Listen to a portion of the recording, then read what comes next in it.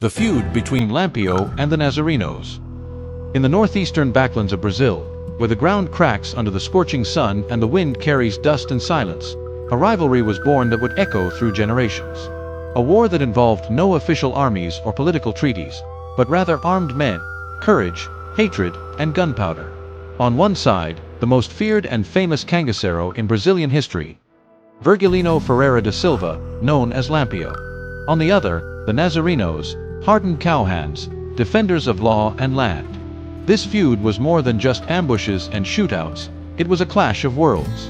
One of a man who sought revenge and justice in his own way, against those who swore he would never set foot peacefully in the town of Floresta. It all began with a neighborhood conflict. Lampião's family, traditional landowners in the Backlands, owned cattle and property in a region ruled by powerful colonels and influential families. Among them was José Saturnino, their neighbor. A petty dispute over land and cattle passage quickly escalated into armed confrontations. When Lampião's father was killed, the young Virgulino swore revenge. And so, with a heart soaked in hatred and a soul consumed by the desire for retribution, the cangaceiro was born. After the patriarch's death, Virgulino and his brothers chose the path of the cangaceiro. Lampião quickly rose to prominence, earning respect and fear wherever he went. Meanwhile, in Floresta, a fierce resistance was forming. The Nazarenos, named after the district of Nazar do Pico, made up of simple men, cowhands and ex-soldiers, with deep knowledge of the land and unwavering loyalty to their cause of defending their homes and families. The Nazarenos weren't official state troops, but they were even more feared. They were relentless, well-armed, and driven by a clear goal, to eliminate Lampião and his band. Led by figures such as Manuel Neto, Antonio Ferreira Leite, and Delmiro Gouveia, they became a kind of parallel army in the Backlands, often more effective than the government's own forces.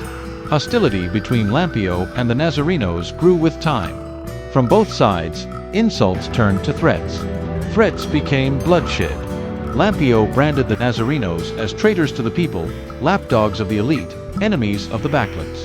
The Nazarenos saw him as a brutal killer, a thief masked as a folk hero, a demon dressed in leather. Clashes between the two groups became common in the 1920s and 1930s. In 1926, Lampião attempted to invade Floresta but was violently repelled by the Nazarenos. In 1931, during the Battle of Serra Vermelha, the Nazarenos ambushed a group of cangaceiros, killing more than 10 in one of Lampião's most humiliating defeats. While Lampião became a living legend, the Nazarenos solidified their status as the only ones truly capable of confronting him. The government began to support them with weapons and intelligence, and slowly, the Backlands became a minefield for the king of the cangaceiro. With every step, Lampião had to look over his shoulder. Every village approached could be a trap.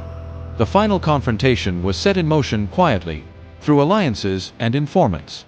In 1938, Lampião was ambushed in the Angico Grotto, in Sergipe.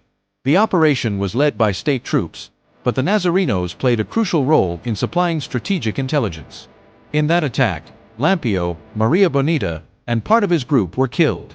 Their heads were severed and displayed, the end of an era.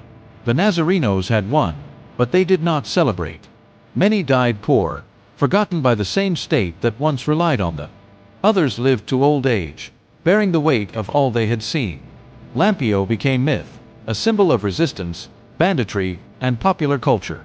The Nazarenos became the counterpoint, silent heroes who fought the myth with the steel of reality. Today, in Nazar do Pico, stories are still told under the shadows of old houses. Some say that on the hottest nights, you can hear the galloping of horses and the echo of gunshots in the distance. It's the Backlands remembering the war it fought within itself. This is the feud between Lampião and the Nazarenos, a war with no true winners. A duel between legend and law. A scar on the heart of the Sertão.